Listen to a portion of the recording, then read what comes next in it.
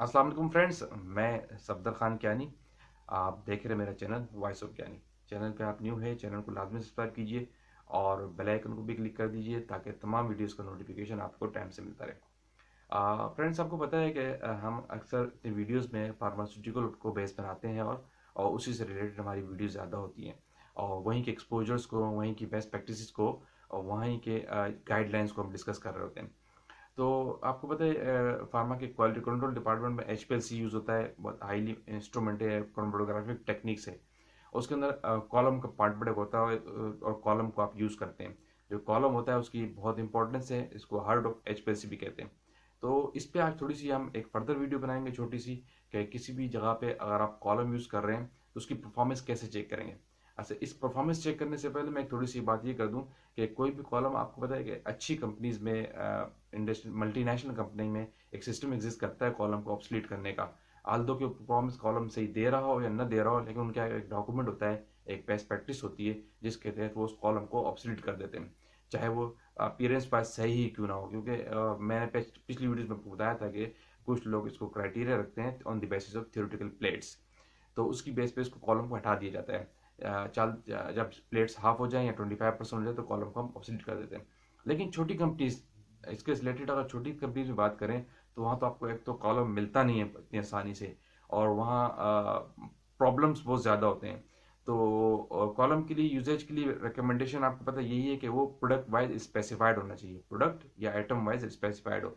यानी उस पर कोई ऑटम किसी का मटेरियल की आप टेस्टिंग कर रहे हैं तो फिक्स होना चाहिए ये कॉलम इसी मटेरियल के लिए, उस पर कोई दूसरी प्रोडक्ट नहीं लगाएंगे। ये बेस्ट प्रैक्टिस गाइडलाइन ये कहती है। लेकिन अगर आपने जो कॉलम हटा दिए हैं जिस प्रोडक्ट पे, तो 50% हाफ थ्योरेटिकल प्लेट की बेस पे, लेकिन अगर आप उस कॉलम को किसी और प्रोडक्ट पे यूज करना चाहते हैं तो कोई आपको मना नहीं करता, याद रखिएगा, क्योंकि वो उस आइटम के लिहाज से आपने ऑब्सोलीट किया है ना। तो मल्टीनेशनल में तो खैर ये प्रैक्टिस होती नहीं है, लेकिन छोटी सेट बेस्ड कंपनी होती है जहाँ पे आपको बहुत प्रॉब्लम फेस होते हैं, आप वहाँ पे आपको कॉलम मिलता ही नहीं है। वहाँ पे तो वायलेंसेस की इंतहा होती है। तो उस डेप्थ पे मैं अभी नहीं जा रहा। लेकिन अगर आपको उस छोटे सेटअप में कॉलम को दोबारा किसी दूसरी प्रोडक्ट के लिए इस्तेमाल करना है, लेकिन करना आपने फिक्स करके, याद रखिएगा, कॉलम को आप फिक्स करेंगे प्रोडक्ट के लिए तो ये बेस्ट तरीका है। तो उससे पहले आप कॉलम की परफॉर्मेंस चेक कर लें। तो उस कॉलम की परफॉर्मेंस चेक करने की एक छोटी सी ट्रिक है, एक छोटा सा क्राइटेरिया है, मैं आपसे जस्ट वो शेयर करूंगा कि किसी भी कॉलम की आप परफॉर्मेंस कैसे चेक कर सकते हैं। इसके लिए बेस्ट प्रैक्टिस यही है कि आप किसी कॉलम को दोबारा इस्तेमाल करना चाह रहे हैं तो आप एक मोबाइल फेस ले लें। यानी आप तकरीबन 70% मिथेनॉल और 30% मिथेनॉल ले लें। इस रेशो से एक मोबाइल फेस बना लें जिसको हम इन टर्म सिंपल्स कहेंगे।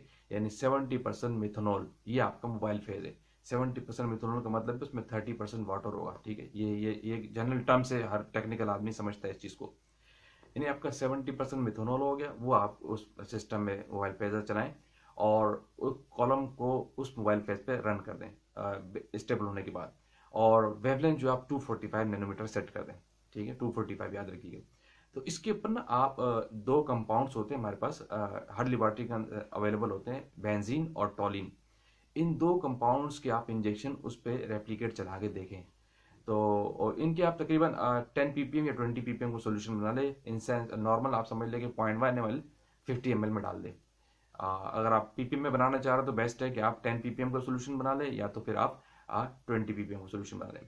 इस सोल्यूशन की कंसनट्रेशन के इस कंसनट्रेशन के आप सोल्यूशन बना के बेंजीन और टोलिन के, ठीक है, ये आप उस सिस्टम पे रन करें, उस कॉलम पे इंजेक्शन पे रन करें। अगर वो कॉलम के ऊपर ये दो कंपाउंड्स की अपीयरेंस, इनके दरमियान रेजोल्यूशन, शार्पनेस ठीक आ रही है और रिटेंशन टाइम ठीक आ रहा है, आपको पता है कि इस कंपाउंड पे आप पहले भी टोलिन चलाते हैं। टोलिन एक ऐसा कंपाउंड है जो अक्सर सिस्टम नॉर्मली आप इन हाउस कैलिब्रेशन करते हैं एचपीएलसी की, तो उसमें जो प्रिसीजन वर्क होता है उसमें आपको इसकी टोलिन के इंजेक्शन लगाए जाते हैं। तो रिटेंशन टाइम आपको आइडिया होता है कि इसका रिटेंशन टाइम इस मोबाइल फेस पे कितना होना चाहिए। और अगर वो आ रहा है, अगर आपको आइडिया नहीं है तो उसको जज करने का तरीका होता है, मैं किसी वक्त आपको बता दूंगा। अगर उनके दरमियान, पीक के दरमियान रेजोल्यूशन ठीक आ रहा है, पीक की शार्पनेस ठीक आ रही है और आपको लग रहा है कि कंपाउंड बिल्कुल ठीक से एल्यूट हो गया, बेंजीन की जो है पीक पहले आती है इस मोबाइल फेस के ऊपर और टोलिन की बाद में आएगी। ये भी डिपेंड करता है on the basis of polarity. उसकी डेप्थ में भी मैं नहीं जाऊँगा, बात कोई और चली जाएगी। ठीक है। तो अगर उनकी शार्पनेस ठीक आ रही है और अपीयरेंस ठीक है तो आप क्या करें, उनके 5 रेप्लिकेट चला लें इसी तरह। और उन कंपाउंड्स की आरएसडी भी निकाल लें, और उन कंपाउंड की आरएसडी भी ठीक दे रहा है, बेंजीन की अपनी जगह आरएसडी निकाल लें, टोलिन की अपनी जगह आरएसडी निकाल लें, तो वो भी ठीक दे रहा है, और पीक की शार्पनेस ठीक है, और पीक के दरम्यान रेजोल्यूशन भी ठीक है। तो इसका मतलब है ये कॉलम आप चला सकते हैं किसी और प्रोडक्ट पे। इसके बाद उस कॉलम को आप किसी और प्रोडक्ट पे चलाएं और फिक्स करें, और श्योरली वो कॉलम जो उस प्रोडक्ट पे आपकी परफॉर्मेंस ठीक देगा। तो ये छोटी सी ट्रिक है किसी भी कॉलम की परफॉर्मेंस चेक करने के लिए। अगर आप इसको दोबारा चलाना चाह रहे हैं या इन यूज आपका कॉलम भी है उसकी भी परफॉर्मेंस चेक करना चाह रहे हैं, तो ये क्राइटेरिया आप रखें, आपको बड़ा बेनिफिशियल रहेगा। तो इस छोटी सी ट्रिक को हमने शेयर किया। इसी टेक्निकल किसी और पॉइंट के साथ, कॉलम से रिलेटेड या एचपीएस से रिलेटेड या फार्मा के डॉक्यूमेंट के साथ। तो उस वक्त तक की इजाज़त। Thank you. अल्लाह हाफिज़।